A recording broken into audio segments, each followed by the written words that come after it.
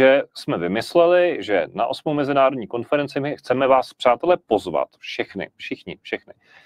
Protože když se to povede, tak vlastně tím vytvoříme energii, která nám umožní, aby jsme pozvali na nějakou nejbližší akci další, a třeba nejpozději na příští konferenci, to je na tu 9. za rok, někoho ze zahraničí. Někoho, kdo prostě, bude to stát hodně peněz, bude to stát hodně úsilí, ale protože jsme v tom spolu a máme nějaký společný záměr, tak si myslím, že to je prostě, nic není nemožné.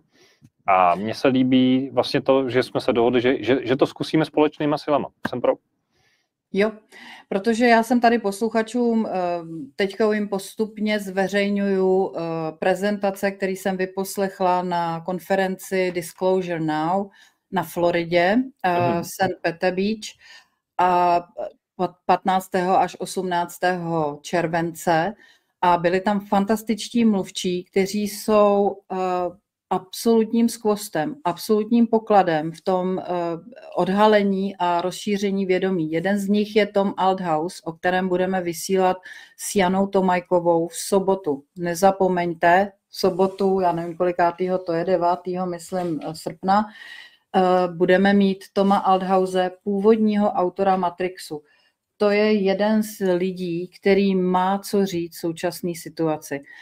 Jeden z lidí, který prokouknul Matrix, prokouknul to všechno, Hollywood mu to ukradl a vytvořil z toho něco, co těm lidem sice něco přináší, ovšem není to celý. A ten Tom Althouse ví, jak je to celý. Takže to je jedna varianta. Potom máme v záloze Randyho Kramera, o kterém jsem vysílala v neděli nebo nějakou nedávno. A to je zase super voják, který sloužil 17 let na Marsu a v současné době dělá takovou spojku mezi Solar Warden, vlastně tou solární hlídkou, nebo řekněme Space Force, nějakými těmi oddíly, který komunikují vyloženě s galaktickou rodinou a řídí tady tu vojenskou operaci a který má vynikající informace z první ruky. Pak tam je v záloze Penny Bradley prostě někdo, ale potřebujeme na to tu energii, abychom mohli těmto lidem zaplatit cestu, aby se mohli nějakým způsobem sem dostavit.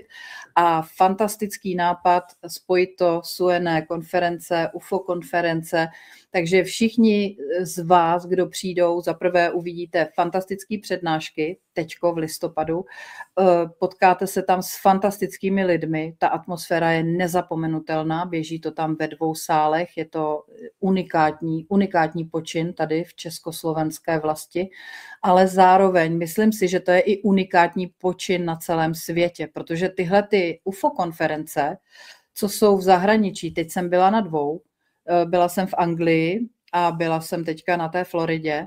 Nedá se to srovnat s tím, co dovedou Slovani. Jakou energii dovedeme vytvořit my a jak intenzivně a do hloubky jdeme do podstaty věcí. My víme, my to uvnitř sebe cítíme, my máme v DNA zakódovanou, jak to má být správně. My jsme původní hvězdný lid a tenhle ten hvězdný lid prostě má vlastně povinnost všem ostatním tuhle energii předávat. Takže proto já cestuju po celém světě, všichni jsou tam z toho v úžasu, co jsme to za národ a my jim chceme ukázat, aby viděli, že si práce těchto lidí někdo váží a že to, co přináší za informace, jsou absolutně jedinečné věci pro nás, pro všechny. Je pravda, že když jsme tady měli 2 roky zpátky Gary Hazeltina, což je, který zastupuje skupinu, která pracuje pro celou Evropu, a vlastně po exopolitickou skupinu, tak říkal, hele, ta vaše konference, na to, že jsme malí, jako myslím si, že oproti zahraničním, říká, hele, vy to máte fakt perfektně technicky a jako i energeticky zvládnutý. Takže já jsem říkal, počkej, Gary, ty si ze mě děláš srandu, my jsme tady jako, ty seš náš první host, ty nám chceš jako pochlebovat a to, a říká, ne. Já jsem jezdil po světových konferencích a vy to prostě máte skvěle zmáknutý a máte skvěle našlápnuto. A já jsem furt na ně tak jako koukal a říkám, jako když mi jako vykládá někdo nějaký vtip, jo, a říkám, ale my jsme nikdy na žádný velký světový konferenci nebyli. My jsme si tak jako říkali, že když to takhle nějak jako uděláme intuitivně, jako že by to mohlo být dobrý a že jako budeme rádi, že budete spokojení. A on říká, ne, Vy jste prostě udělali jako mnohem víc.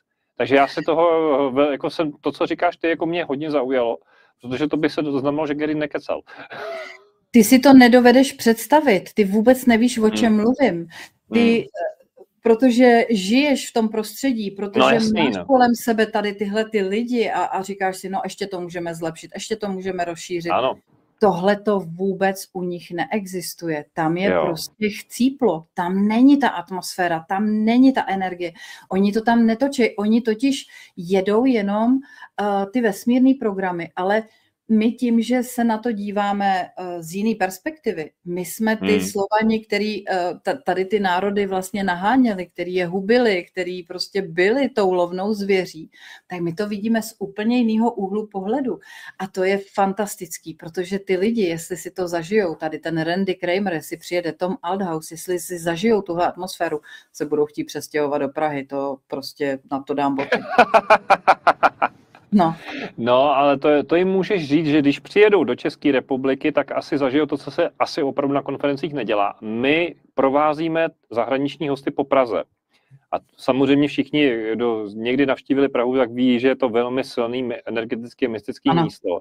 Ano. A co jsme takhle vzali Franciska Coreru, který už s náma bude asi po třetí, nebo snad po čtvrtý, to už patří k inventáři. Ten je z Portugalska, skvělý člověk a velmi srdečný člověk. Tak to jsme vzali minule na procházku po historické Praze a on prostě se úplně roztekl. Já říkal, tady prostě to je ono, to je ta inspirace, tady jsou ty energie, to co my jako považujeme za samozřejmost, protože jsme v tom vyrůstali, tak tyhle ty lidi najednou jako vstoupí do toho pole a teď říkají, tyjo, to jsou tady prostě úplně jiný energie, jo. Takže můžeš lanařit, protože tohle já jako beru nějaký takový bonus, něco, co si myslím, že je typicky takového našeho. Ukážeme vám prostě historickou Prahu a historický a silový místa. Samozřejmě nejde o to vykládat o to, kdo co postavil, to si nikdo nepamatuje, ale jako, jakou to má tu magii, tu sílu, tu energii, která je zatím. To si myslím, že se dá předávat 24/7. Přesně tak. Takže tímto vás oba se Suenem zveme na listopadovou UFO konferenci, jak řekl, 8. ročník mezinárodní konference Suena Universe 21. až 23. listopadu. Vidíte tam spoustu zajímavých hostů. Samozřejmě tam budu i já, takže... Jo, určitě jo, prosím, tohle je... Na tebe nezapomenem, to je prostě první leták, protože my jsme potřebovali rychle něco a Honza, který je náš grafik, tak tam rychle naházal nějaký tvářičky, takže to se bude aktualizovat teď během do konce prázdnin. To samozřejmě už máme zpracovaný program hlavního pódia, kde už seš, vím, který den, ale zatím si to necháme jako překvapení, aby jsme diváky pozitivně motivovali a samozřejmě budeme určitě o tom si povídat a budeme se o tom zmiňovat v dalších vysíláních společných, na co se taky velmi těším. Takže jakmile se rozběhne tahleta spolupráce naplno, tak pracujeme na tom, abychom sem dostali ty naše hvězdy tajných vesmírných programů, abyste to slyšeli z první roky, mohli si s nimi pohovořit, mohli si na ně sáhnout, mohli být v jejich energii a zažít. Protože víš co, já ti Suene něco řeknu. Ten Randy Kramer nám řekl přesně fáze plánu, který teďka bude probíhat, já to tady nebudu znovu opakovat, ale když stojíš v energii tohohle člověka a on ti to říká stylem hlavního velení štábu, prostě voják, jo, ten tam nedělá žádný tanečky, nejsou to žádný channelingy. Jsou to prostě situace, které oni řeší jako armáda ve hmotě a musí podle toho samozřejmě naladit a vytvořit situaci tady v prostoru a v lidské společnosti. Tak jakmile seš tady v téhle energii, tak najednou zjistíš. Je to jasný, ono to totiž rezonuje tady, nemůžeš to nikterak dokázat, ale víš, že to je pravda, že ten člověk vlastně mluví a jenom říká logické důsledky a logické další kroky, které musí následovat.